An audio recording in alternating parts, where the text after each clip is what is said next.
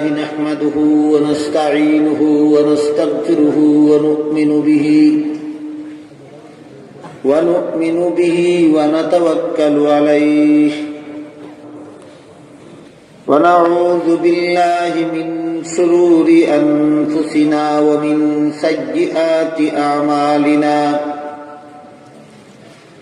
من يهده الله فلا مضل له ومن يضلل فلا هادي له ونشهد أن لا إله إلا الله وحده لا شريك له ونشهد أن سيدنا ونبينا ومولانا محمدا عبده ورسوله صلى الله تعالى عليه وعلى آله وأصحابه وبارك وسلم أما بعد فأعوذ بالله من الشيطان الرجيم بسم الله الرحمن الرحيم واتقوا يوما ترجعون فيه إلى الله ثم توفى كل نفس ما كسبت وهم لا يظلمون وقال رسول الله صلى الله عليه وسلم من مات فقد قامت قيامته أو كما قال عليه الصلاة والسلام শ্রদ্ধেয় সভাপতি হযরত উলামায়ে কেরাম, সম্মানিত সুধী সমাজ,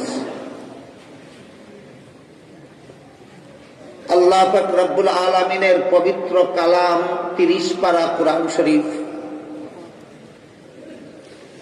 এর সর্বমোট আয়াত সংখ্যা প্রায় ৬৫০০। সামান্য কম বেশি হওয়ার কারণ কোন মুফাসসিরিনে কেরামের মতে আয়াত এক জায়গায় সমাপ্ত হয়েছে, কোন মুফাসসিরিনে কেরামের মতে আয়াত এখানে সমাপ্ত না হয়ে অন্যত্র সমাপ্ত হয়েছে। এভাবে গণনার ব্যবধান হওয়ার কারণে আয়াত সংখ্যায় কিছুটা মত পার্থক্য আছে মুফাসসিরিনে কেরামের। এজন্য আমি মোটামুটি ভাবে বলেছি প্রায় ৬৫০০। ৩০ পারা কোরআনের সর্বমোট আয়াত সংখ্যা প্রায় ৬৫০০। এর মধ্যে ৫০০ আয়াতে আল্লাহ বিধিবিধান প্রদান করেছেন। কোন কাজ হালাল, কোন কাজ হারাম, কোনটা বৈধ, কোনটা অবৈধ, কোনটা জায়েজ, কোনটা নাজায়েজ, কোনটা করণীয়, কোনটা বর্জনীয়, এর বিবরণের নাম হলো বিধিবিধান। পবিত্র কোরআনে এরকম বিধিবিধান সম্বলিত আয়াতের সংখ্যা হলো ৫০০। ৬৫০০ আয়াত থেকে বিধিবিধানের আয়াত ৫০০ বাদ দিলে আর কত আয়াত থাকে? ৬০০০। এই ৬০০০ আয়াতের মধ্যে কোনো বিধিবিধান নাই, আইন কানুন নিয়ম নীতির বিবরণ নাই। তাহলে ৬০০০ আয়াতে আছে কি? ৬০০০ আয়াতে আছে শুধুমাত্র বান্দাদের উদ্দেশ্যে আল্লাহর নসিহত, উপদেশ, 6000 আয়াতে আল্লাহ বান্দাদের উদ্দেশ্যে উপদেশ দিয়েছেন, নসিহত করেছেন। এই সমস্ত আয়াতে আল্লাহ সর্বমোট 3টা পদ্ধতিতে নসিহত করেছেন। একটা পদ্ধতির নাম তাজকির বি আলা ইল্লাহ, দ্বিতীয় পদ্ধতির নাম তাজকির বি আইয়ামিল্লাহ, তৃতীয় পদ্ধতির নাম তাজকির বিমা বাদাল মাউত। এর অর্থ হলো বাংলায় আল্লাহর কুদরতের বিবরণ দিয়ে বান্দাদেরকে আল্লাহর নসিহত, অতীতের ঘটনাবলীর বিবরণ দিয়ে বান্দাদের প্রতি আল্লাহর নসিহত, পরকালের বিবরণ দিয়ে বান্দাদের প্রতি আল্লাহর নসিহত। 3 প্রকার নসিহত করেছেন আল্লাহ প্রায় 6000 আয়াতে। তাহলে এক এক প্রকারের নসিহতে আয়াত আছে কি পরিমাণ? 2000। প্রায় 2000 আয়াতে আল্লাহ তার কুদরতের বিবরণ দিয়েছেন। আরো 2000 আয়াতে আল্লাহ অতীতের ঘটনাবলীর বিবরণ দিয়েছেন। আরো 2000 আয়াতে আল্লাহ পরকালের বিবরণ দিয়েছেন। এই পরকালের বিবরণ সম্বলিত আয়াতগুলির থেকে আমি মাত্র একটা আয়াত আজকে আপনাদের সামনে তিলাওয়াত করেছি। তিলাওয়াতকৃত আয়াতে আল্লাহ বলেন, ওয়াত্তাকু ইয়াওমান তুরজাউনা ফীহি ইলাল্লাহ। রাসূল দুনিয়া থেকে বিদায় হওয়ার মাত্র 9 দিন আগে আল্লাহ এই আয়াত নাযিল করেছেন। আয়াত নাযিল করে আল্লাহ বলেন, তোমরা সেই দিনকে ভয় করো যেদিন তোমাদের সবাইকে সম্মিলিতভাবে আল্লাহর কাছে ফিরে যেতে হবে। বলতে পারেন সেদিন কোন দিন? কিয়ামতের দিন। কিয়ামতের দিন আমাদের সকলকেই সম্মিলিতভাবে আল্লাহর কাছে ফিরে যেতে হবে। কেন? সুম্মা তুওয়াফা কুল্লু নাফসিম মা কাসাবাত। অতঃপর সেদিন তোমাদের সবাইকে আপন আপন কর্মফল প্রদান করা হবে। দুনিয়ার জীবনে আমরা যে যত কর্ম করি না কেন, এইগুলির আসল ফলাফল দুনিয়াতে দেওয়া হয় না, পরকালের জন্য বাকি থাকে। সম্পূর্ণ পরীক্ষার হলের মতো। যে কোনো শিক্ষা প্রতিষ্ঠানে ছাত্রদের শিক্ষাদান সমাপ্ত করার পর যখন পরীক্ষা নেওয়ার জন্য ছাত্রদেরকে পরীক্ষার হলে বসানো হয়, পরীক্ষার্থী ছাত্ররা পরীক্ষার হলের ভিতরে প্রশ্নের জবাব শুদ্ধ লেখুক আর ভুল লেখুক, ফলাফল কি পরীক্ষার হলের ভিতরেই ঘোষণা হয় না ফলাফল ঘোষণার ভিন্ন দিন থাকে? ঠিক তেমনি ভাবে গোটা দুনিয়াটাকে আল্লাহ সমস্ত মানুষের জন্য পরীক্ষার হল বানাইছে। গোটা দুনিয়াটাই হলো সমস্ত মানুষের জন্য পরীক্ষার হল। কথাটা খুব পরিষ্কার ভাষায় আল্লাহ কোরআনের বিভিন্ন আয়াতে বলেছেন। এক আয়াতে বলেন, ওয়ায়াস্তাখলিফাকুম ফিল আরদি ফায়ানজুরা কাইফা তা'মালুন। আল্লাহ তোমাদের দলে দলে পালাক্রমে দুনিয়াতে পাঠাচ্ছেন তোমাদের আমল পরীক্ষা করার জন্য। দুনিয়াতে পাঠাচ্ছেন আমাদের আমল পরীক্ষা করার জন্য। এখানে যারা আমল ভালো করবে, হাসরের মাঠে তাদের ভালো ফল ঘোষণা হবে, এদেরকে জান্নাতি বলে ঘোষণা করা হবে। এখানে যারা আমল খারাপ করবে, হাসরের মাঠে তাদের ফল খারাপ বলে ঘোষণা করা হবে, এদেরকে জাহান্নামী বলে ঘোষণা করা হবে। সুতরাং দুনিয়াটা হলো সমস্ত মানুষের জন্য পরীক্ষার হল, আর কিয়ামতের দিনটা হলো এই পরীক্ষার ফল ঘোষণার দিন। তাই আল্লাহ বলেন, ওয়াত্তাকু ইয়াওমান তুরজাউনা ফীহি ইলাল্লাহ। তোমরা সবাই ওই দিনকে ভয় করো যেদিন তোমাদের সবাইকে আল্লাহর কাছে ফিরে যেতে হবে।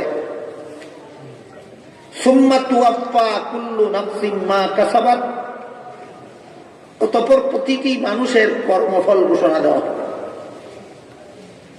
ওয়া হুম লা ইউযলামুন, হাসরের মাঠে কর্মফল দেওয়ার বেলায় কোনো মানুষের প্রতি বিন্দু মাত্র অবিচার করা হবে না। যাদেরকে জাহান্নামের শাস্তির ঘোষণা করা হবে তাদের কর্মফল হিসাবেই ঘোষণা করা হবে, যাদেরকে জান্নাতি বলে ঘোষণা করা হবে এদের কর্মফল হিসাবেই ঘোষণা করা হবে। সুতরাং দুনিয়ার জীবনে আমাদের কর্ম যদি ভালো হয়, হাসরের মাঠে কর্মফল জান্নাত ঘোষণা হবে। দুনিয়াতে যাদের কর্ম খারাপ হবে, হাসরের মাঠে তাদের কর্মফল জাহান্নাম ঘোষণা করা হবে। তাই আল্লাহ বলেন, সেই কিয়ামতের দিনের ফল ঘোষণার দিনের ভয় অন্তরে রাখো।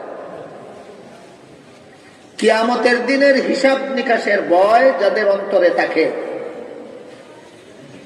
এরা কোনোদিন অপকর্মের সাহস করতে পারে না, গুনার কাজের সাহস করতে পারে না। কিয়ামতের হিসাব নিকাশের ভয় যারা যত ভুলে যায়, তারা ততই অপকর্মে লিপ্ত হওয়ার সাহস করতে পারে, গুনার কাজের সাহস করতে পারে। এজন্য দুনিয়াতে কোনো অসৎ লোককে তার অসৎ কর্মকাণ্ড থেকে কোন রকমের শাসন ব্যবস্থা বারণ করে রাখতে পারে। অসৎ কর্ম থেকে দুনিয়াতে মানুষ শুধুমাত্র কিয়ামতের হিসাব নিকাশের ভয় অন্তরে থাকলে সেই ভয় তাকে অসৎ কাজ থেকে বারণ করে রাখতে পারে। কোন শাসন ক্ষমতা কোন মানুষকে অপকর্ম থেকে বারণ করে রাখতে পারে না। ধরুন, চোর চুরি করে, চোরকে চুরির থেকে বারণ করে রাখার জন্য সরকার যদি পুলিশ বাহিনী মোতায়েন করে, এই পুলিশেরা কি দিনরাত 24 ঘন্টা প্রতিটি মুহূর্তে চোরকে পাহারা দেবে? না, পাহারা, পুলিশের পাহারাতে বিরতি আছে কিনা? বিরতির ফাঁকে দিয়া চোর যখন চুরি করবে তখন তাকে ভাড়া দেবে কি? সার্বক্ষণিকভাবে সকল প্রকার অসৎ লোককে সকল প্রকার অসৎ কাজ থেকে পাহারা দিতে পারে একমাত্র কিয়ামতের হিসাব নিকাশের ভয়। অন্তরে যদি কিয়ামতের হিসাব নিকাশের ভয় থাকে, কোনো পাহারাদার লাগবে না, কোনো ডান্ডা বাহিনী লাগবে না, কোন রকমের বাহিনী লাগবে না। শেষ বিচারের ভয় তাকে সকল প্রকার অসৎ কাজ থেকে বারণ করে না। সুতরাং দুনিয়াতে শান্তির সমাজ গড়ার ব্যবস্থা শেষ বিচারের ভয়। শেষ বিচারের ভয় যে সমাজের মানুষের অন্তরে নাই, এরা কোনোদিন শান্তির সমাজ গড়তে পারবে না। সুতরাং শেষ বিচারের ভয় যেমন ভাবে পরকালীন শান্তির গ্যারান্টি, তেমনি ভাবে শেষ বিচারের ভয় দুনিয়ার জীবনেও শান্তির একমাত্র গ্যারান্টি। কিয়ামতের দিনের হিসাব নিকাশ এর বেলায় সারা দুনিয়ার সমস্ত মানুষ 4 ভাগে বিভক্ত হবে। এর আগে আরেকটা কথা হাদিস শরীফে রাসূল করিম সাল্লাল্লাহু আলাইহি ওয়াসাল্লাম বলেন, সেই কিয়ামত কবে সংঘটিত হবে? যে কিয়ামতের দিন সারা দুনিয়ার সমস্ত মানুষ আল্লাহর দরবারে হাজিরা দিবে কর্মফল নেওয়ার জন্য। সেই দিনটা কতদিন পরে আসবে এ ব্যাপারে আল্লাহ কুরআনের এক আয়াতে বলেন, ইয়াসআলুনাকা আনিস সাআতি আইয়ানা মুরসাহা ফীমা আনতা মিন যিকরাহা ইলা রাব্বিকা মুনতাহাহা। অর্থাৎ হে রাসূল করিম সাল্লাল্লাহু আলাইহি ওয়াসাল্লাম, লোকেরা আপনাকে জিজ্ঞাসা করে কিয়ামতের কতদিন বাকি। আল্লাহ বলেন, আপনি কেমনে বলবেন কিয়ামতের কতদিন বাকি? আমি তো আপনাকে জানাইনি। একমাত্র আমি আল্লাহ ছাড়া কেউ বলতে পারবে না কিয়ামতের কতদিন বাকি। এক প্রসিদ্ধ হাদিস আছে, এটাকে মুহাদ্দিসিনের ভাষায় হাদিসে জিবরিল বলা হয়। এই হাদিসে উল্লেখ আছে হযরত জিবরিল ফেরেশতা রাসূলকে জিজ্ঞেস করেছিলেন, মাতা তাকুমুস সাআহ, কিয়ামতের কতদিন বাকি? জবাবে রাসূল বলেন, মাল মাসউলু আনহা বিআলামা মিনাস সাইল, কিয়ামতের কতদিন বাকি এই প্রশ্নের জবাব যেভাবে তুমি জানো না তেমনি ভাবে আমিও জানি না। সুতরাং সমষ্টিগত কিয়ামত, সারা দুনিয়ার সমস্ত মানুষের কিয়ামত হবে কথা ঠিক, কিন্তু কতদিন পরে হবে এটা কেউ বলতে পারে না। শুধু একটা নিদর্শন আল্লাহ রাসূল হাদিসে বলে দিয়েছেন, যতদিন পর্যন্ত দুনিয়াতে একটা মানুষ আল্লাহকে ডাকবে ততদিন পর্যন্ত দুনিয়া কিয়ামত হবে। যখন দুনিয়াতে একটা মানুষও আল্লাহকে ডাকবে না তখন দুনিয়া থাকবে না, আল্লাহ দুনিয়া ধ্বংস করে দেবেন, কিয়ামত হয়ে যাবে। এই একটা আলামত, সুস্পষ্ট একটা আলামত আছে হাদিসে বর্ণিত। যখন দুনিয়াতে একজন মানুষও আল্লাহকে ডাকার মতো থাকবে না তখন দুনিয়া কিয়ামত হয়ে যাবে, আল্লাহ দুনিয়া রাখবেন। এটা হলো সমষ্টিগত কিয়ামতের কথা। হাদিস শরীফে আল্লাহ রাসূল বলেন আরেকটা কিয়ামত আছে, সেটা সমষ্টিগত কিয়ামত নয়, সেটা হলো যার যার কিয়ামত। আরেকটা কিয়ামত আছে, কেমন? যার যার কিয়ামত। সেটা কবে হবে? আল্লাহ রাসূল বলেন, মান মাতা ফাকাদ কামাত কিয়ামত, যে যেদিন মরবে তার কিয়ামত সেদিন থেকেই শুরু হয়ে যাবে। যে যেদিন মরবে তার কিয়ামত সেদিন থেকেই শুরু হয়ে যাবে। এই কথার মর্ম কি?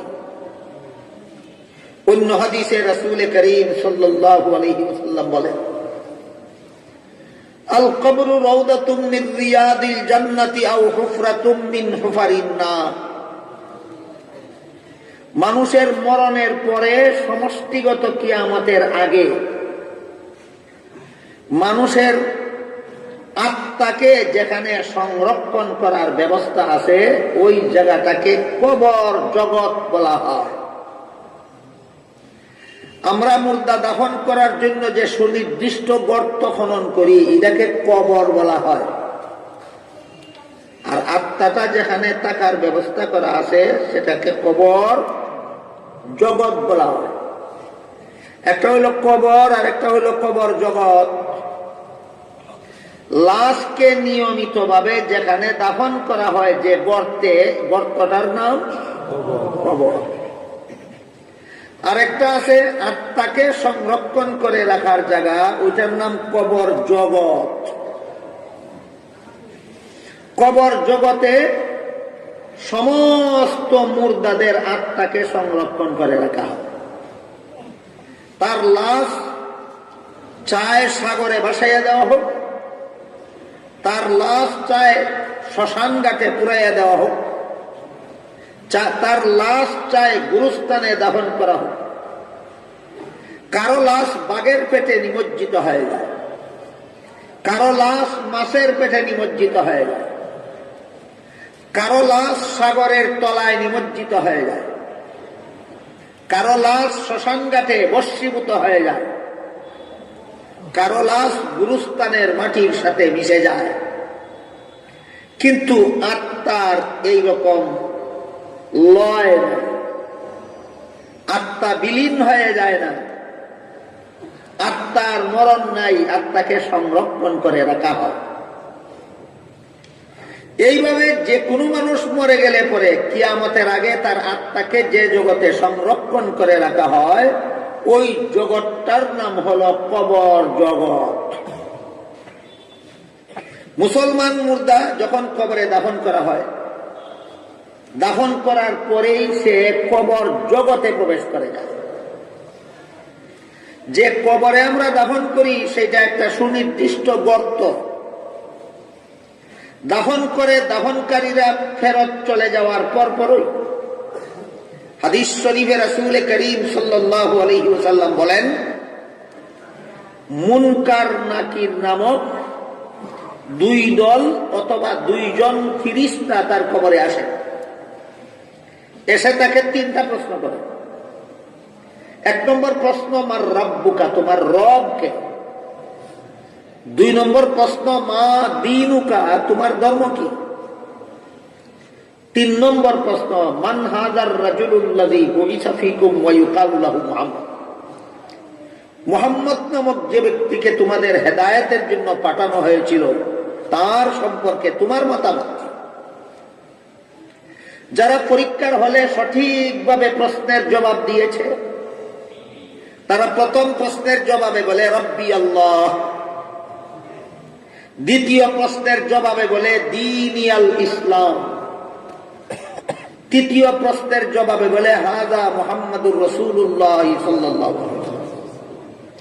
প্রথম প্রশ্নের জবাবে বলে রব আমার আল্লাহ, দ্বিতীয় প্রশ্নের জবাবে বলে ধর্ম আমার ইসলাম, তৃতীয় প্রশ্নের জবাবে বলে ইনি হলেন হযরত মুহাম্মদ সাল্লাল্লাহু আলাইহি ওয়াসাল্লাম আল্লাহর রাসূল, আমি তার নির্দেশ মতেই ইসলাম ধর্ম পালন করেছি। প্রশ্নের জবাব দেওয়ার সাথে সাথে মুনকার নাকির ফিরিস্তা তার কবর থেকে বের হয়ে যায় আর বলে যায়, নাম কানাউমাতিল আরুসিল্লাযী লা ইউকিনুহু ইল্লা আহাব্বু আহলিহি, বাসর ঘরের নূতন বর যেমন ভাবে তার একমাত্র প্রেয়সী নববধূর অপেক্ষায় আনন্দের ঘুম ঘুমায়, তুমিও এই কবর জগতে জান্নাতের হুরিদের সাক্ষাতের অপেক্ষায় আনন্দের ঘুম ঘুমাও।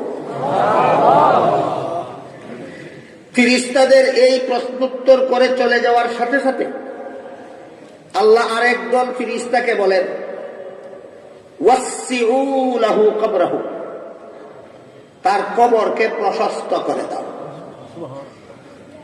তখন তার যে নির্ধারিত গর্তে তাকে দাফন করা হয়েছিল সে দেখতে পায় তার গর্তের ভিতরের ফাঁকা জায়গাটা এত বিশালভাবে প্রশস্ত হয়ে যায়, শূন্য স্থানে চাইলে খোলা দৃষ্টিতে, শূন্য স্থানে চাইলে দৃষ্টি যত দূর পর্যন্ত যায় তার কবরটা তত দূর পর্যন্ত সম্প্রসারিত হয়।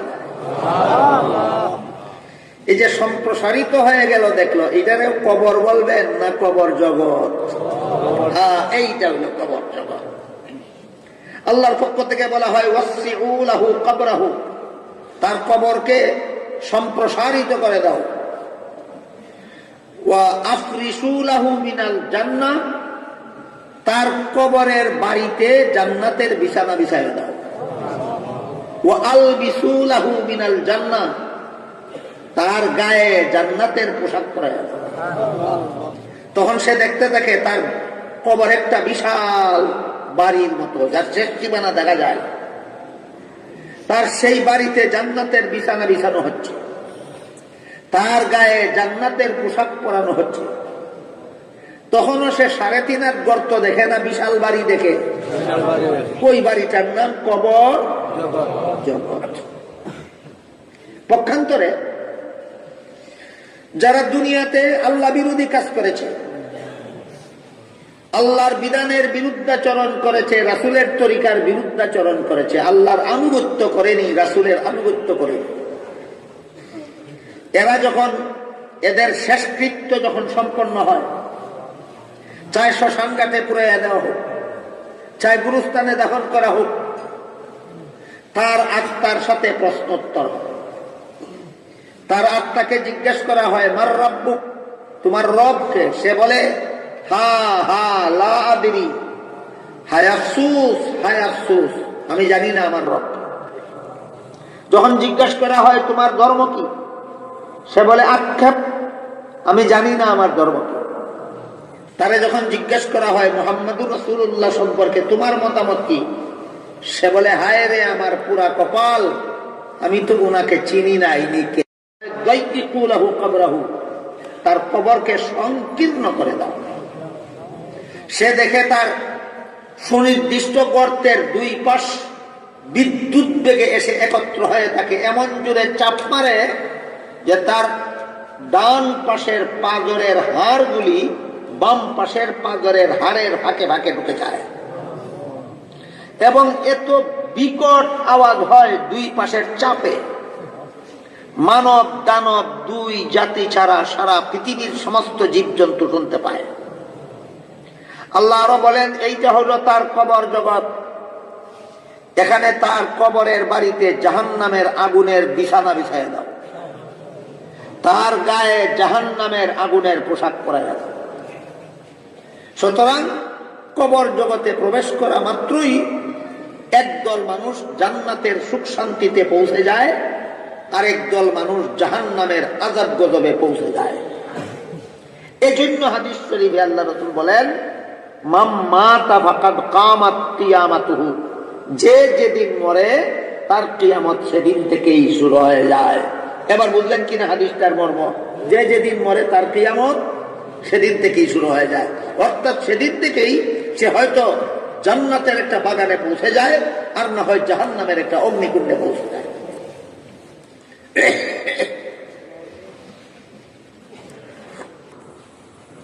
এটা কি সমষ্টিগত কিয়ামত না যার যার কিয়ামত? যার যার। আর একটা কিয়ামত হলো সমষ্টিগত কিয়ামত, যখন দুনিয়াতে আল্লাহকে একটা মানুষও ডাকবে না, ইসরাফিল ফিরিস্তাকে আল্লাহ হুকুম দিবেন, ফুক দাও সিংগায়। কোরআনের ভাষায় এই জিনিসটাকে বলা হয়েছে সুর, বাঁশির মতো একটা জিনিস যাতে ফুক দিলে এত বিকট আওয়াজ হবে, যার আওয়াজের বিকটতার কারণে আসমান জমিন চন্দ্র সূর্য গ্রহ নক্ষত্র সবকিছু চুরমার হয়ে যাবে, চূর্ণ বিচূর্ণ হয়ে যাবে। ইসরাফিল আলাইহিস সালাম, বাংলা এটাকে সিংগা বলা হয়। ইসরাফিল আলাইহিস সালাম আল্লাহর হুকুমে সিংগায় ফুক দিবেন, জগৎ ধ্বংস হয়ে যাবে, সমস্ত মানুষ পশু মারা যাবে। একাধারে 40 বৎসর চলে যাবে নীরব নিস্তব্ধ অবস্থায়। এই 40 বৎসর একটানা বৃষ্টি হবে। একটানা 40 বৎসরের বৃষ্টিতে যত মানুষ মাটির সাথে মিশে গিয়েছিল সমস্ত মানুষের দেহ গঠন হয়ে যাবে। 40 বৎসর পরে দ্বিতীয়বার ফুক দেওয়ার নির্দেশ হবে। দ্বিতীয় ফুকের দ্বারা প্রতিটি মানুষের দেহের ভিতরে তাদের আত্মা প্রবেশ করবে। সাথে সাথেই তৃতীয় ফুক দেওয়ার নির্দেশ দেওয়া হবে। তৃতীয় ফুকের সাথে সাথে সমস্ত মানুষ মাটির নিচ থেকে শরীরের ধুলাবালু ঝাড়তে ঝাড়তে মাটির উপরে এসে দাঁড়াবে এবং দেখবে এই পৃথিবীটাই একটা সমতল মাঠে পরিণত হয়। এই পৃথিবীটাই হবে হাসরের ময়দান। বর্তমানে তো পৃথিবীটা গোলাকারে আছে, এর মধ্যে আবার পাহাড় পর্বত আছে, সাগর মহাসাগর আছে। ইসরাফিলের প্রথম সিংগার ফুকের সময় যখন সব চূর্ণ বিচূর্ণ হয়ে যাবে, পাহাড়গুলি ধুনা তুলার মতো হয়ে উড়ে যাবে, চন্দ্র সূর্য গ্রহ নক্ষত্রগুলি ধূলিসাৎ হয়ে চূর্ণ বিচূর্ণ হয়ে পড়ে যাবে। নিশ্চয়ই আপনাদের জানা থাকার কথা যে বিজ্ঞানীরা বলে আকাশের সূর্য পৃথিবীর থেকে 13 লক্ষ গুণ বড়। আকাশের সূর্য পৃথিবীর থেকে কত গুণ বড়? 13 লক্ষ গুণ বড়। 13 লক্ষ গুণ বড় সূর্যটা যখন ধুলার মতো চূর্ণ বিচূর্ণ হয়ে পৃথিবীতে পড়ে যাবে, তখন পাহাড় এবং সাগরের ব্যবধান থাকবে? আর পাহাড়গুলিও তো ধুনা তুলার মতো হয়ে যাবে। সুতরাং পাহাড়ও থাকবে না, সাগরও থাকবে না। এই গোটা বিশ্বটাই একটা বিশাল সমতল মাঠে পরিণত হয়ে থাকবে।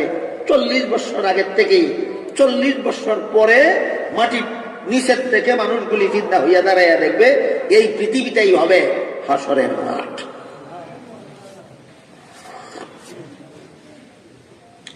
সেই হাসরের মাঠে উলঙ্গ অবস্থায় 50,000 বৎসর পর্যন্ত সমস্ত মানুষকে দাঁড়িয়ে দেখতে হবে। হাদিস শরীফে আল্লাহ রাসূল বলেন, হাসরের মাঠে যতক্ষণ পর্যন্ত 5টা প্রশ্ন আদম সন্তানদের করা হবে না, ততক্ষণ পর্যন্ত একটা আদম সন্তান নড়াচড়া করতে পারবে না, স্থানান্তরিত হতে পারবে না। ঠাই জায়গায় দাঁড়াইয়া থাকতে হবে 50,000 বছর। তৃতীয় ফুকের পরে সূর্যকে আবার নূতন ভাবে বানানো হবে। তবে বর্তমান সূর্যে যে পরিমাণ হিট আছে, যে পরিমাণ উত্তাপ আছে, হাসরের মাঠে যে সূর্যকে নূতন ভাবে বানানো হবে, সেই সূর্যে বর্তমান পৃথিবীর আকাশের সূর্যের থেকে 70 গুণ বেশি হিট দিয়া ওই সূর্য বানানো হবে। বর্তমান সূর্যে যে পরিমাণ তাপ আছে, এর থেকে 70 গুণ বেশি তাপ বিশিষ্ট সূর্য হাসরের মাঠে উলঙ্গ অবস্থায় দাঁড়ানো মানুষগুলির মাথার আধ হাত উপরে স্থাপন করা হবে। একদিকে নড়াচড়া করার উপায় নাই, অপর দিকে শরীর উলঙ্গ, অপর দিকে 9,30,00,000 মাইল দূরের সূর্য মাথার 9 ইঞ্চি উপরে, তাও আবার বর্তমান তাপ থেকে 70 গুণ বেশি বর্ধিত তাপ আকারে দাঁড়িয়ে থাকতে হবে 50,000 বছর। আল্লাহ কুরআনে পরিষ্কার ভাষায় বলেছেন, ইয়াউমান কানা মিকদারুহু 50,000 সানা, কিয়ামতের দিনের সময়কাল হবে দুনিয়ার বৎসরের হিসাবে 50,000 বৎসরের সমান লম্বা। এমত অবস্থায় আল্লাহ রাসূল বলেন, একটা আদম সন্তানকেও ছেড়ে দেওয়া হবে না 5টা প্রশ্ন না করে। হাসরের মাঠে সমস্ত মানুষকে 5টা প্রশ্ন করা হবে। প্রথম প্রশ্ন করা হবে, আন উমারিহি ফিমা আফনা, দুনিয়ার জীবনটা কোন কাজে বিলীন করেছ। 2 নম্বর প্রশ্ন করা হবে, আন শাবাবিহি ফিমা আবলা, যৌবনকাল কোন কাজে বিলীন করেছ। 3 নম্বর প্রশ্ন করা হবে, দুনিয়ার জীবনে যত মাল উপার্জন করেছ, হালাল উপায়ে না হারাম উপায়ে। 4 নম্বর প্রশ্ন করা হবে, দুনিয়ার জীবনে যত মাল খরচ করেছ, হালাল কাজে খরচ করেছ না হারাম কাজে। 5 নম্বর প্রশ্ন করা হবে, আল্লাহর হুকুম রাসূলের তরিকা যে পরিমাণ জানতে পেরেছ দুনিয়াতে, তার কি পরিমাণ আমল করেছ। রাসূল বলেন, 5টা প্রশ্নের জবাব না দেওয়া পর্যন্ত একটা আদম সন্তান নড়াচড়া করতে পারবে না, ঠাই জায়গায় দাঁড়িয়ে থাকতে হবে একাধারে 50,000 বছর। সেই দিন সমস্ত মানুষকে দাঁড়াতে হবে শুধু দুনিয়ার জীবনের হিসাব নিকাশ দেওয়ার জন্য। কিয়ামতের দিনের হিসাব নিকাশের বেলায় সারা দুনিয়ার সমস্ত মানুষ 4 ভাগে বিভক্ত হবে। একদল মানুষ বিনা হিসাবে চিরকালের জন্য জান্নাতে চলে যাবে, বিনা হিসাবে। আর একদল মানুষ বিনা হিসাবে চিরকালের জন্য জাহান্নামে চলে যাবে। আর একদল মানুষের হিসাব হবে, তবে হিসাবটা হবে সহজ। আর চতুর্থ দল মানুষের হিসাব হবে হাসরের দিন বড় কঠিন। সুতরাং হিসাব নিকাশের বেলায় হাসরের মাঠে সারা দুনিয়ার সমস্ত মানুষ কত ভাগে বিভক্ত হবে। একদল বিনা হিসাবে জান্নাতি, একদল বিনা হিসাবে জাহান্নামী, একদল হিসাব হবে সহজ, আর একদলের হিসাব হবে কঠিন। একটা একটা করে আমরা বোঝার চেষ্টা করি, বিনা হিসাবে জান্নাতি হবে কারা, তারপরে বোঝার চেষ্টা করি বিনা হিসাবে জাহান্নামী হবে কারা, তারপরে বোঝার চেষ্টা করি হিসাব সহজ হবে কাদের, তারপর বোঝার চেষ্টা করি হিসাব কঠিন হবে কাদের। বুঝলে পরে ইনশাআল্লাহ আমি আশা করি আপনারা টের পাবেন আপনারা কে কত নম্বর দলে আছেন। এইটা হলো গুরুত্বপূর্ণ। আসরের মাঠের হিসাব নিকাশ এই বিবরণ বুঝে কোনো লাভ নাই আমি যদি টের না পাই আমি কত নম্বর দলে আছি।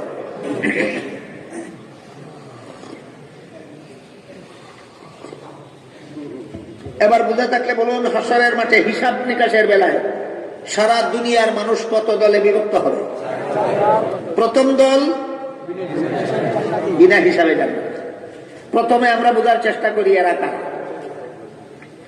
মুফাসসিরিনে কেরাম লিখেছেন, হাসরের মাঠে যাদের আমল নামায় দেখা যাবে তার আমল নামায় যা লেখা আছে শুধু সওয়াব লেখা আছে, গুনাহ একটাও তার আমল নামায় নাই।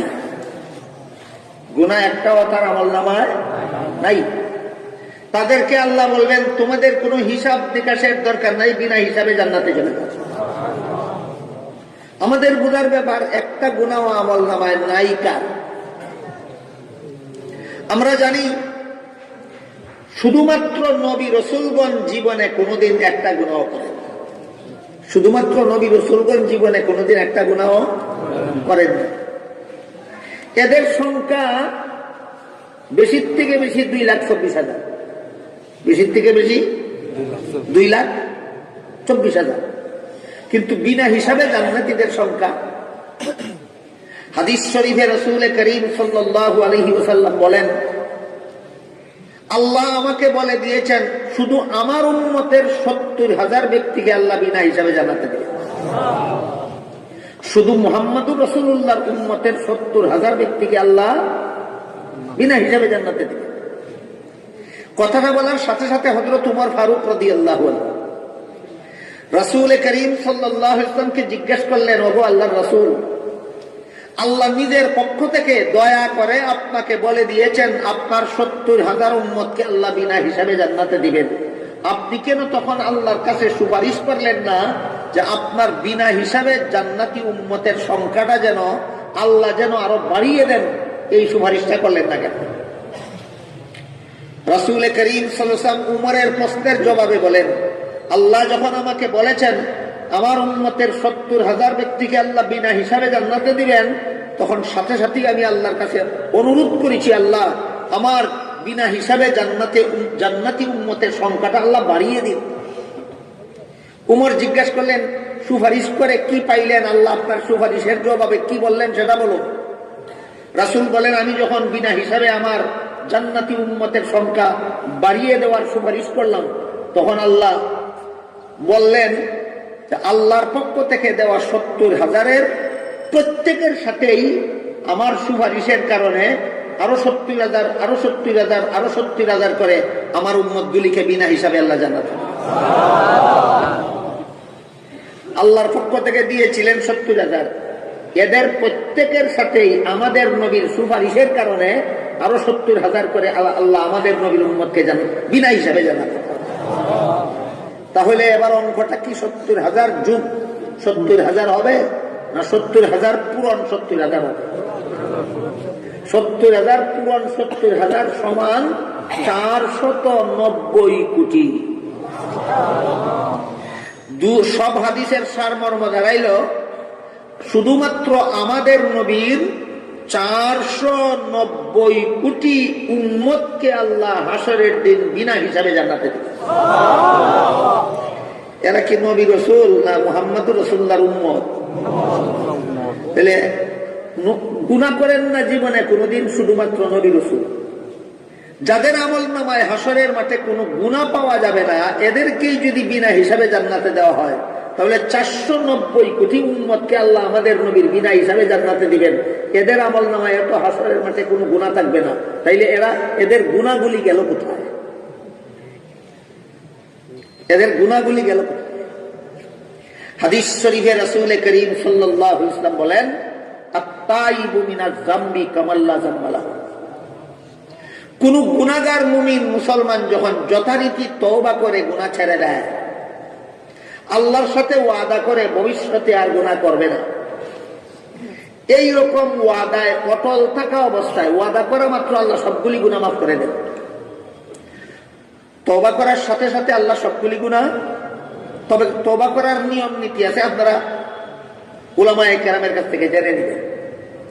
নিয়ম নীতি মোতাবেক তওবা করলে সবগুলি গুনাহ মাফ হয়ে যায়, এবং তওবা করার পরে আল্লাহর সাথে যে ওয়াদা করলো আর জীবনে কোনোদিন গুনাহ করবে না, এই ওয়াদায় অটল থাকা অবস্থায় যে ব্যক্তি মারা যায়, তার আমল নামায় আর গুনাহ থাকে না, শুধু সওয়াবের আমল নামা নিয়েই হাসরের মাঠে দাঁড়ায়।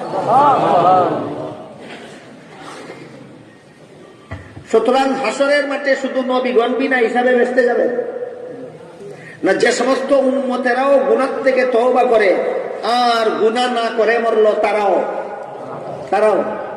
সুতরাং প্রথম দলের অন্তর্ভুক্ত হওয়ার সুযোগ আপনাদেরও আছে। আপনারা যদি এখানে কেউ এমন লোক থাকেন যে আমার জানা মতো আমি অতীতে যত গুনাহ করেছিলাম সব গুনাহ যথারীতি তওবা করে ছেড়ে দিয়েছি, বর্তমানে আমি আর কোনো গুনাহে লিপ্ত নাই, তাহলে আপনিও প্রথম দলের অন্তর্ভুক্ত যদি এই অবস্থায় মরতে পারেন। বুঝে থাকলে বলুন, বিনা হিসাবে জান্নাতীদের অন্তর্ভুক্ত আমরা সবাই হতে পারি কিনা, সুযোগ আছে কিনা? এইগুলি বোঝার জন্যই এই সম্মেলনে আসতে হয়, যে আমিও তাদের অন্তর্ভুক্ত হওয়ার সুযোগ আছে কিনা, সেই সুযোগটা কি, আমি কিভাবে গ্রহণ করতে পারি। গেল 4 দলের 1 দলের বিবরণ। দ্বিতীয় দলটা কারা বলতে পারেন? যারা বিনা হিসাবে জাহান্নামে যাবে। এরা কারা? বিনা হিসাবে যারা জাহান্নামে যাবে তাদের পরিচয় হলো, হাসরের মাঠে যাদের আমল নামায় শুধুমাত্র গুনাই লেখা থাকবে, সওয়াব একটাও নাই। যাদের আমল নামায় শুধু গুনাই লেখা থাকবে, সওয়াব একটাও নাই। এমন কে হতে পারে? এমন অনেক হতে পারে। এর মধ্যে সবচেয়ে সহজবুদ্ধ হলো যারা অতীতে মুসলমান ছিল। যারা অতীতে মুসলমান ছিল কিন্তু পরবর্তীতে ইসলামের প্রতি বিদ্রোহ হইয়া মুরতাদ হইয়া গেল। প্রথমে মুসলমান ছিল, পরে ইসলামের প্রতি বিদ্রোহী হয়ে গেল। এইরকম লোককে কোরআনের ভাষায় মুরতাদ বলা হয়। এমন লোককে কোরআনের ভাষায় মুরতাদ বলা হয়।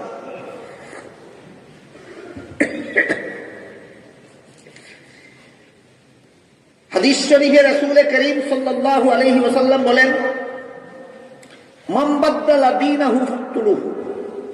কোন মুসলমান যদি মুরতাদ হয়ে যায়, তাহলে এই মুরতাদকে প্রাণদণ্ড দেওয়া মুসলমান সরকারের উপর ফরজ হয়ে যায়। মুরতাদকে প্রাণদণ্ড দেওয়া মুসলমান সরকারের উপর ফরজ হয়ে যায়। যদি কোন দেশের মুসলমান সরকার একটা মুরতাদকে প্রাণদণ্ড না দেওয়ার কারণে আরো 10টা মুসলমান মুরতাদ হওয়ার সাহস পায়, তাইলে সবগুলি মুরতাদকে হাসরের মাঠে যে পরিমাণ শাস্তি দেওয়া হবে, প্রাণদণ্ড দিয়া মুরতাদ হওয়ার পথ কেন বন্ধ করল না সরকার? সরকারকে এই দেশের সবগুলি মুরতাদের সমপরিমাণ শাস্তি ভোগ করতে হবে।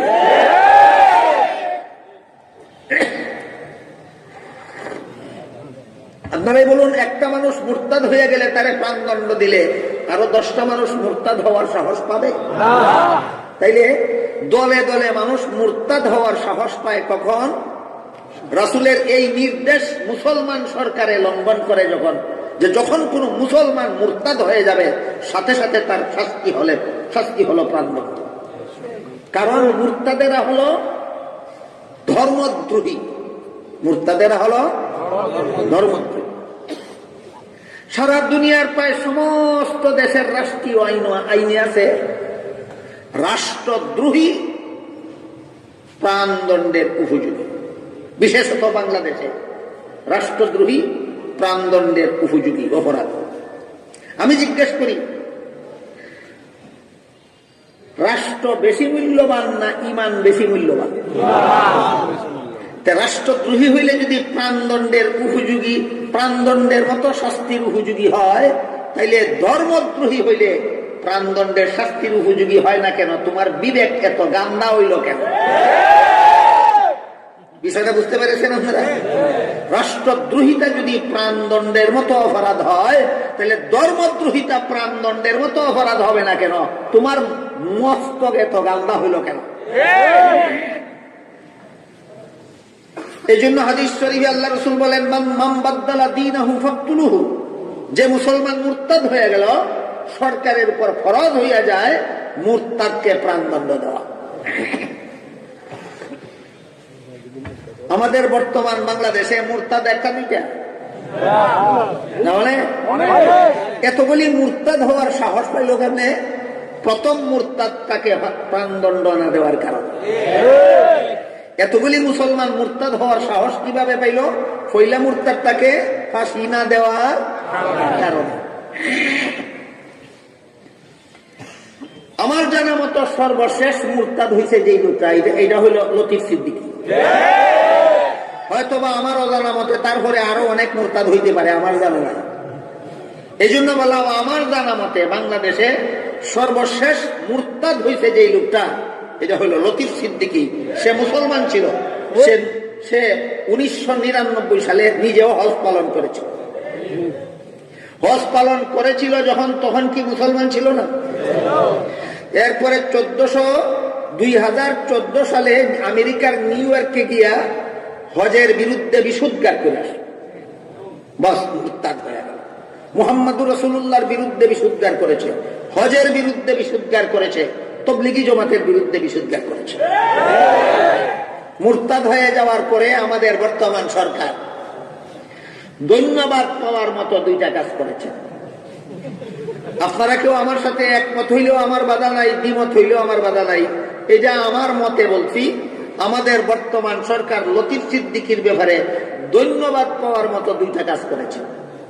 এক নম্বর, এই কুখ্যাত মুরতাদ লতিফ সিদ্দিকীকে মন্ত্রী পরিষদ থেকে বরখাস্ত করে বাংলাদেশের মন্ত্রী পরিষদকে মুরতাদের কলঙ্ক থেকে হেফাজত করেছে। এজন্য সরকার ধন্যবাদ হওয়ার যোগ্য। 2 নম্বর, এই কুখ্যাত মুরতাদ লতিফ সিদ্দিকীকে সরকার নিজের দল থেকে বহিষ্কার করে দলটাকেও মুরতাদের কলঙ্ক থেকে হেফাজত করেছে। আবারও আমি সরকারকে ধন্যবাদ দিই। এটার সাথে আপনারা একমত না হইলে আমার কোনো আপত্তি নেই। আমি আমার ব্যক্তিগত মতে এই 2 কারণে আমাদের সরকারকে ধন্যবাদ দিই। কিন্তু আল্লাহর রাসূল বলেন, তাকে ফাঁসি দিয়া আমার ইসলামকেও মুরতাদের কলঙ্ক থেকে রক্ষা করো। 3 নম্বর ধন্যবাদ পাওয়ার বাকি। 3 নম্বর ধন্যবাদ পাওয়ার বাকি। 3 নম্বর ধন্যবাদটা দুনিয়াতে কুড়াতে না পারলে আখেরাতে দৈন্যা কুটা খাইতে হবে। 3 নম্বর ধন্যবাদটা দুনিয়াতে কুড়াইতে না পারলে আখেরাতে দৈন্যা কুটা খাইতে হবে। দৈন্যা কুটা বুঝেন না?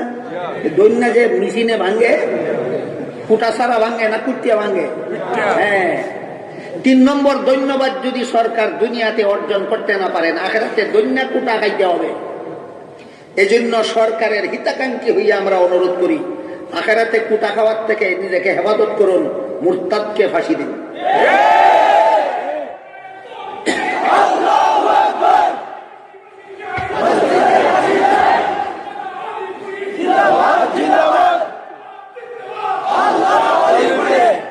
বলুন, লতিফ সিদ্দিকী যখন হজ করেছিল তখন তার আমলনামায় হজের সওয়াব লেখা হয়েছিল কিনা?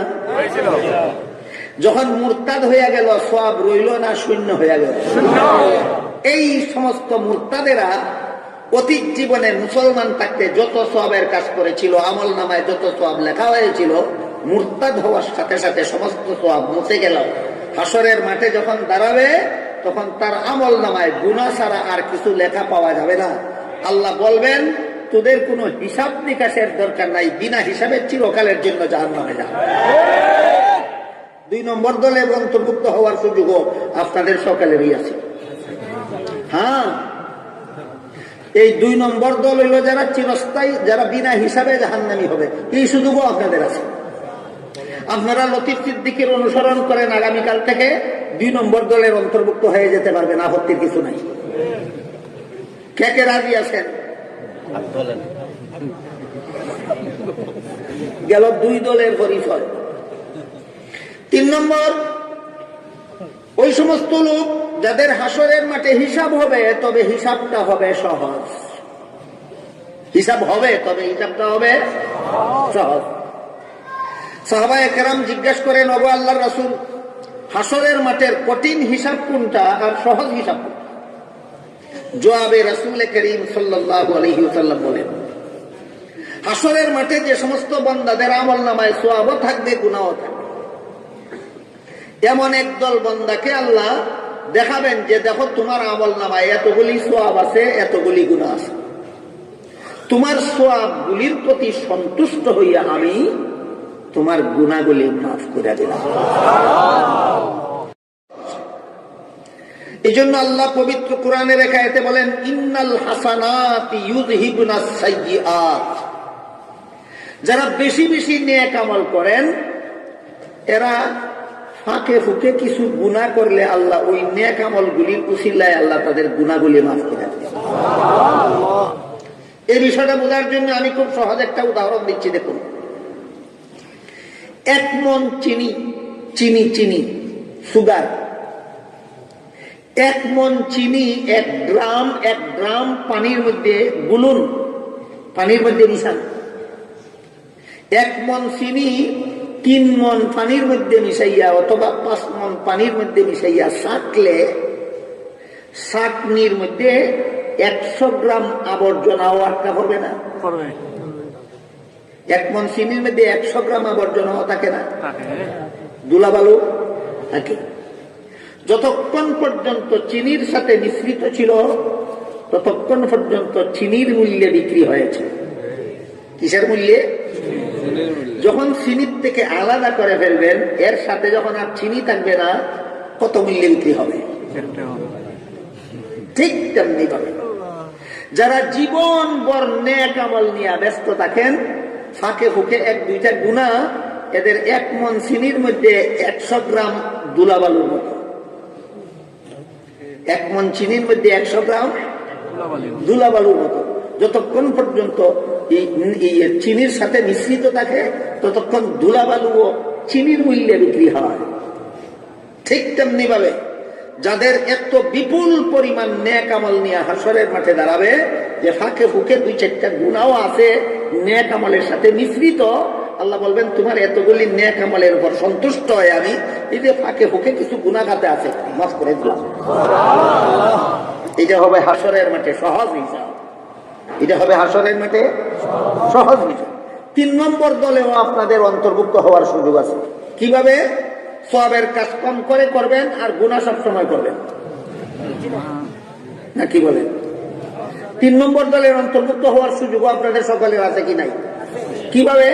সওয়াবের কাজ মাঝে মধ্যে করবেন আর গুনাহ নিয়ে সব সময় ব্যস্ত থাকবেন, নাকি বিপরীতটা?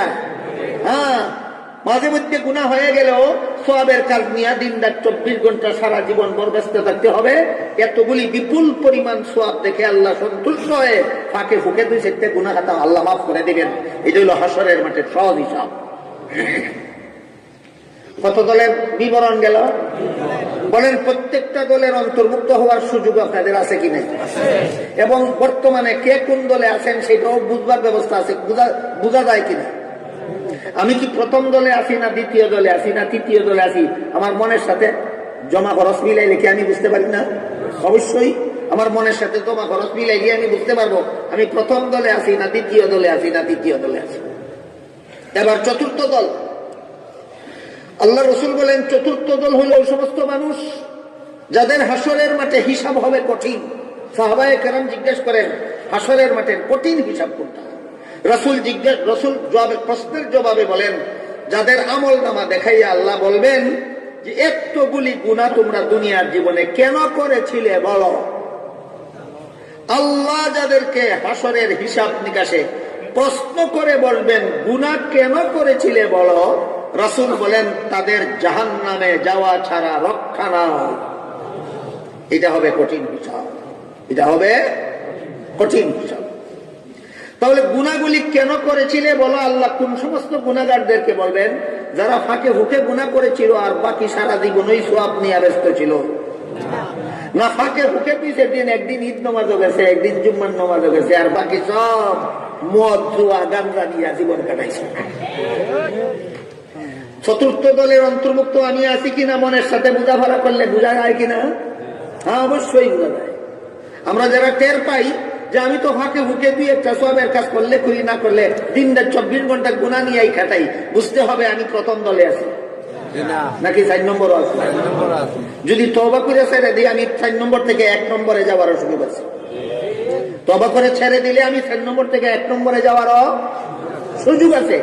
এই সুযোগটুকু গ্রহণ করার জন্যই এই সম্মেলনে আসতে হয় এবং হাদিস তাফসীরের এই সমস্ত বিবরণ শুনতে হয়। আল্লাহ রসুল বলেন হাসরের মাঠে আল্লাহ যাদেরকে জিজ্ঞাসা করবেন এতগুলি গুনাহ তুমি কেন করেছিলে বলো, এদের জাহান্নামে যাওয়া ছাড়া রক্ষা নাই। তবে এরা কিন্তু স্বীকার করবে না, এরা বলবে এই সমস্ত গুনাহর একটাও আমি করি নাই। আল্লাহ পাক রব্বুল আলামিন এদের বিবরণ দিয়ে বলেন বালিল ইনসানু আলা নাফসিহি বাসীরাতুন ওয়ালাউ আলকা মাআযীরা। পাপিষ্ঠরা হাসরের মাঠে আল্লাহ যখন জিজ্ঞেস করবেন পাপগুলি কেন করেছিলে বলো, এরা বলবে আমরা এই পাপগুলি করিনি।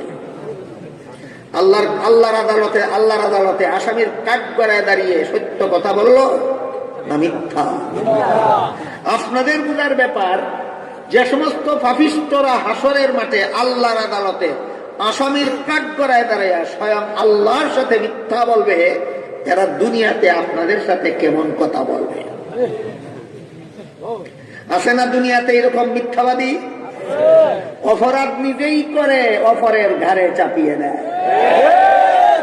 অপরাধ নিজেই করে, চাপিয়ে দেয়। এরকম মিথ্যাবাদী দুনিয়াতে নাই?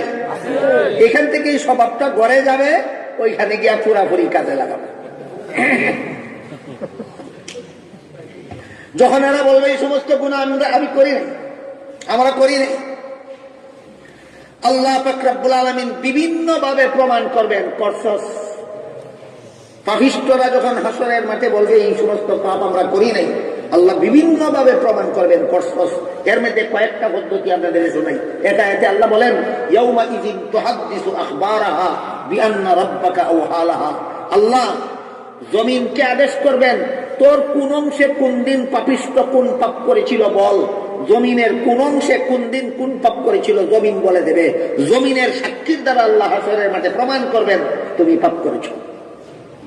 2 নম্বর, অন্য আয়াতে আল্লাহ বলেন আল-ইয়াওমা নাখতিমু আলা আফওয়াহিহিম ওয়া তুকাল্লিমুনা আইদিহিম ওয়া তাশহাদু আরজুলুহুম বিমা কানু ইয়াকসিবুন। পাপিষ্ঠরা যখন হাসরের মাঠে নিজেদের পাপ অস্বীকার করবে, তখন আল্লাহ তাদের মুখের বাক শক্তি বন্ধ করে দেবেন, তাদের মুখে মোহর মেরে দেবেন, বাক শক্তি রহিত করে দেবেন। দিয়া হাতকে জিজ্ঞাসা করবেন তোর দ্বারা কোন পাপ করাইছিল বল। হাতের পাপগুলির কথা বলে দেবে। পাকে জিজ্ঞেস করবেন তোর দ্বারা কোন পাপ করাইছিল বল। পায়ের পাপের কথা বলে দেবে। কানকে জিজ্ঞেস করবেন তোর দ্বারা কোন কোন পাপ করাইছিল বল। কানের পাপের কথা বলে দেবে। চক্ষুকে জিজ্ঞেস করবেন তোর দ্বারা কি কি পাপ করাইছিল বল। চোখের পাপের কথা বলে দেবে। অন্তরকে জিজ্ঞেস করবেন তোর দ্বারা কি কি পাপ করাইছিল বল।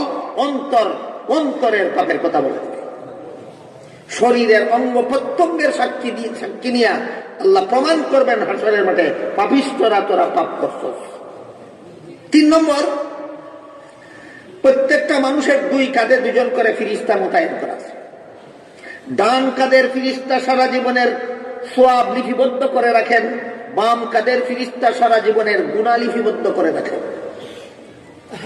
আধুনিক বিজ্ঞান ভিডিও রেকর্ডার আবিষ্কার করে আমাদেরকে কথাটা বোঝানি বড় সহজ করে দিচ্ছে। এই সম্মেলনটারে যদি ভিডিও করা হয়, তারপরে যদি এখানকার কোনো বক্তা অস্বীকার করে আমি এই সম্মেলনে ছিলাম না, তমুক কথা আমি বলিনি, তাহলে ভিডিও রেকর্ডে ধরা পড়বে কিনা? তাহলে আল্লাহর বান্দার আবিষ্কৃত ভিডিওতে যদি সব সিনারি ধরা পড়ে, অস্বীকার করে উপায় থাকে না, অস্বীকার করার উপায় থাকে না, তাহলে আল্লাহর নিযুক্ত ফিরিস্তার ভিডিওতে কিছু কম ধরা পড়বে নাকি? সুতরাং আল্লাহর কুদরতি ভিডিওতে তোমার সারা জীবনের সমস্ত পাপ রেকর্ড হচ্ছে। এইটা কি ইসলামী পরিভাষায় আমল নামা বলা হয়। বাম কাদের ফিরিস্তার লিপিবদ্ধ আমল নামা হাসরের মাঠে পাপিষ্ঠের হাতে দেওয়া হবে। পাপিষ্ঠ ডান হাত বাড়াবে আমল নামা হাতে নিয়ে দেখার জন্য। আল্লাহর পক্ষ থেকে পাপিষ্ঠের ডান হাত মুড়িয়ে ঘাড়ের সাথে বেঁধে দেওয়া হবে, আর ডান হাত বাড়াতে পারবে না। তারপর তার বাম হাতটা বুক পিঠ ছিদ্র করে, বুক দিক থেকে ঢুকিয়ে পিঠ পিছন দিক থেকে বের করে বাম হাতে পিছন দিকে দেওয়া হবে আমল নামা, বাম কাদের ফিরিস্তার লিখিত আমল নামা, এবং গার ভেঙ্গে চেহারা পিছন দিক দিয়ে নিয়ে বলা হবে ইকরা কিতাবাকা কাফা বিনাফসিকাল ইয়াউমা আলাইকা হাসিবা। পড়ে দেখ তোর আমল নামা পাপ করেছিলি কিনা করেছিলি না। জমিনের সাক্ষীর দ্বারা প্রমাণ হইল, পাপিষ্ঠের শরীরের অঙ্গ প্রত্যঙ্গের সাক্ষীর দ্বারা প্রমাণ হইল, বাম কাদের ফিরিস্তার লিপিবদ্ধ আমল নামার দ্বারা প্রমাণ হইল পাপ করছস। তারপর আল্লাহ দ্বিতীয় দফা জিজ্ঞেস করবেন এবার বল পাপ কেন করেছিলি? বলুন তো এখনো পাপ করিনি, আমি এই পাপগুলি করিনি বলার সুযোগ আছে? কেন নাই? বিভিন্ন ভাবে আল্লাহ প্রমাণ করে দিয়েছেন করছস, এখন আর করি নাই বলার উপায় নাই। তখন বলবে আল্লাহ এই সমস্ত পাপ যা আপনি প্রমাণ করলেন এইগুলি আমি করেছি, কিন্তু আসলে এইগুলি আমি সরাসরি আমি করিনি, আমাকে অমুকে তমুকে করাইছে, এদেরকে ধরো। আগে তো সরাসরি বলছিল করি নাই, এখন বলে করছি, তবে আমি নিজের ইচ্ছায় না, অমুকে করাইছে, অমুকে করাইছে, তমুকে করাইছে। অমুক তমুকের বিবরণ দিয়া সারা রাতে শেষ করা যাবে না। একায়াতে আল্লাহ বলেন, পাপিষ্ঠরা বলবে, রব্বানা আতানা সাদাতানা ওয়া কুবারানা ফাআদাল্লুনাস সাবিলা রব্বানা আতিহিম যিফাইনি মিনাল আযাবি ওয়ালআনহুম লানান কাবীরা। হে আল্লাহ, আমি যে দল করতাম, আমার দলের নেতায় নেত্রীয়ে অর্ডার দিয়া আমার এই পাপ করাইছে, আমি নিজের ইচ্ছায় করছি না। আমার নেতার ধরো, আমার নেত্রী। অথচ হাদিস শরীফে আল্লাহ রাসূল বলেন, লা তাআতা লিমাখলুকিন ফি মাসিয়াতিল খালিক। যে নেতার অর্ডার পালন করলে আল্লাহর হুকুম লঙ্ঘন হয়, যে নেত্রীর অর্ডার পালন করলে আল্লাহর হুকুম লঙ্ঘন হয়, এমন নেতা নেত্রীর অর্ডার পালন করিয়া কাল হাসরের মাঠে আল্লাহর আদালতে রক্ষা পাওয়া যাবে না। অথচ হাসরের মাঠে তারা এই কথাটাই বলবে, আমার নেতায় হুকুম দিয়ে আমারে ভাব করাইছে, নেতারে ধরো ডাবল শাস্তি দাও। আমার নেত্রী হুকুম দিয়ে আমারে এই ভাব করাইছে, নেত্রীর ধরো ডাবল শাস্তি দাও। আল্লাহ স্মরণ করাইয়া দিবেন, আমার নবী বলেছিলেন, আল্লাহর হুকুমের বিরুদ্ধে কোন নেতা নেত্রীর হুকুম মানা যাবে না। কাজেই তোমার পাপের জন্য তুমি দায়ী। আবার জিজ্ঞেস করবেন, এবার বল পাপ কেন করলি? প্রথম বলছিল করিনি, দ্বিতীয়বার বলছিল আমার নেতা নেত্রী করাইছে। এখন করিনি বলারও ভয় নাই, নেতা নেত্রীর বাহানা দেওয়ারও ভয় নাই। নীরব হয়ে যাবে, চুপ হয়ে যাবে, লাজবাব হয়ে যাবে। তৃতীয় দফা যখন আল্লাহ জিজ্ঞেস করবেন, পাপিষ্ঠদের পাপ কেন করেছিলি বল, বলতে পারবে না। তখন আল্লাহ ফিরিস্তাদেরকে বলবেন, খুযুহু ফাগুল্লুহু সুম্মাল জাহিমা সাল্লুহু সুম্মা ফি সিলসিলাতিন যারউহা সাবউনা যিরাআন ফাসলুকুহু। হে ফেরেশতারা, পাপিষ্ঠটাকে ধরো, এদের গলায় বেড়ি লাগাও, হাতে বেড়ি লাগাও, পায়ে বেড়ি লাগাও, 70 হাত লম্বা জিঞ্জির দিয়া বাঁধো, জাহান্নামের আগুনে লটকাইয়া জ্বালাও।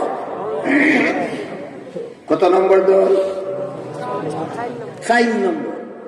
এই দলের অন্তর্ভুক্ত হওয়ার সুযোগও আপনাদের আছে না? নাই। 4 দলের যে কোনো দলের অন্তর্ভুক্ত হওয়ার সুযোগ আছে। এইবার ওয়ামা আলাইনা ইল্লাল বালাগ, আমরা আপনাদেরকে গাড়ে ধরিয়া প্রথম দলের অন্তর্ভুক্ত করার দায়িত্ব নিয়ে দুনিয়াতে আসিনি। আমরা আপনাদেরকে গাড়ে ধরিয়া 3 নম্বর দলের অন্তর্ভুক্ত করার দায়িত্ব নিয়ে দুনিয়াতে আসেনি। উলামায়ে কেরাম শুধু নন, নবী রাসূলগণ পর্যন্ত দুনিয়াতে আসেন মানুষকে শুধু বুঝাইয়া দেওয়ার জন্য। এরপরে চলার বেলায় যার যার, চলার বেলায় যার যার। এবার যার মনে চায় 4 নম্বর দলের অন্তর্ভুক্ত হন, বিনা হিসাবে জান্নাতে চলে যাবেন। যার মনে চায় 3 নম্বর দলে 2 নম্বর দলের অন্তর্ভুক্ত হন, বিনা হিসাবে জাহান্নামে চলে যাবেন। যার মনে চায় 3 নম্বর দলের অন্তর্ভুক্ত হন, হাসরের মাঠের হিসাব সহজ হবে। যার মনে চায় 4 নম্বর দলের অন্তর্ভুক্ত হন, হাসরের মাঠের হিসাব কঠিন হবে। আল্লাহ আপনাদের আমাদের সবাইকে যেভাবে জীবন যাপন করলে হাসরের মাঠের হিসাব কঠিন না হয়, হাসরের বিচারে জাহান্নামে যাইতে না হয়, সেইভাবে জীবন যাপন করার সৌভাগ্য দান করুন। সবাই বলুন আমিন। সুবহান রাব্বিকা রাব্বিল ইজ্জাতি আম্মা ইয়াসিফুন ওয়া সালামুন আলাল মুরসালিন আলহামদুলিল্লাহি রাব্বিল আলামিন। শরীক হবেন, বসা থাকুন। হুজুর অনেক দূর জানে বলা, হুজুরের সাথে মুসাফা করার কেউ চেষ্টা করবেন না। আপনার লম্বা বয়ান হুজুরের أصحابه وبارك وسلم كما تحب وترضى عدد ما تحب وترضى. الحمد لله الذي هدانا لهذا وما كنا لنهتدي لولا أن هدانا الله. ربنا ظلمنا أنفسنا وإن لم تغفر لنا وترحمنا لنكونن من الخاسرين. ربنا آتنا في الدنيا حسنة وفي الآخرة حسنة وقنا عذاب النار. ربنا لا تزغ قلوبنا بعد إذ هديتنا وهب لنا من لدنك رحمة إنك أنت الوهاب. ইয়া আল্লাহ, এই মুবারক সম্মেলনে কবুল আর মঞ্জুর করেন। ইয়া আল্লাহ, এখানে কোরআন হাদিস থেকে যা কিছু বয়ান করা হলো আমাদেরকে বুঝার এবং আমল করার তৌফিক দান করেন। ইয়া আল্লাহ, এই সম্মেলনের উসিলায় আমাদের সমস্ত জিন্দেগানে হেদায়েত করেন। ইয়া আল্লাহ, সমস্ত মুমিন মুসলমান মুর্দেগানকে নাজাত দান করেন। ইয়া আল্লাহ, আমার কাছে যারা যত রকমের দোয়া দরখাস্ত করেছেন প্রত্যেকের নেক দোয়াকে কবুল আর মঞ্জুর করেন। ইয়া আল্লাহ, যারা যত আশা নিয়ে হাত উঠাইছে প্রত্যেকের নেক বাসনাকে কবুল আর মঞ্জুর করেন। ইয়া আল্লাহ, অনেক বেমারির পক্ষ থেকে দোয়ার দরখাস্ত করা হয়েছে, তাদেরকে আরোগ্য দান করেন। ইয়া আল্লাহ, পরীক্ষার্থী ছাত্রদের পক্ষ থেকে দোয়ার দরখাস্ত করা হয়েছে, তাদেরকে পরীক্ষায় সফল করে দেন। ইয়া আল্লাহ, ইয়া আল্লাহ, আমাদের সমাজে শান্তি শৃঙ্খলা প্রতিষ্ঠা করে দেন, অশান্তি বিশৃঙ্খলা বন্ধ করে দেন। ইয়া আল্লাহ, রাজনৈতিক মারামারি হানাহানি কাটাকাটি দাঙ্গা হাঙ্গামা বন্ধ করে ইয়া আল্লাহ সবাইকে ভাই ভাই হইয়া একই জাতি একই দেশের বাসিন্দা হইয়া শান্তির জীবন যাপন করার তৌফিক দান করেন। ইয়া আল্লাহ, আমাদের দেশকে হেফাজত করেন। ইয়া আল্লাহ, দেশের স্বাধীনতা হেফাজত করুন। ইয়া আল্লাহ, দেশের সার্বভৌমত্ব হেফাজত করুন। ইয়া আল্লাহ, দেশের ভৌগোলিক সীমারেখা হেফাজত করুন। ইয়া আল্লাহ, দেশের বাসিন্দাদের জান মাল ইজ্জত হেফাজত করুন। ইয়া আল্লাহ, মুমিন মুসলমানের ঈমান আমল হেফাজত করুন। ইয়া আল্লাহ, আমাদের পক্ষ থেকে লাখ লাখ কোটি কোটি দুরূদ আর সালাম হযরত রাসূল করিম সাল্লাল্লাহু আলাইহি ওয়া সাল্লাম রওজা শরীফে পৌঁছে দেন। রব্বানা তাকাব্বাল মিন্না ইন্নাকা আনতাস সামিউল আলিম ওয়া তুব আলাইনা ইন্নাকা আনতাত তাওয়াবুর রহিম ওয়া সুবহানা রাব্বিকা রাব্বিল ইজ্জাতি আম্মা ইয়াসিফুন ওয়া সালামুন আলাল মুরসালিন ওয়াল হামদুলিল্লাহ।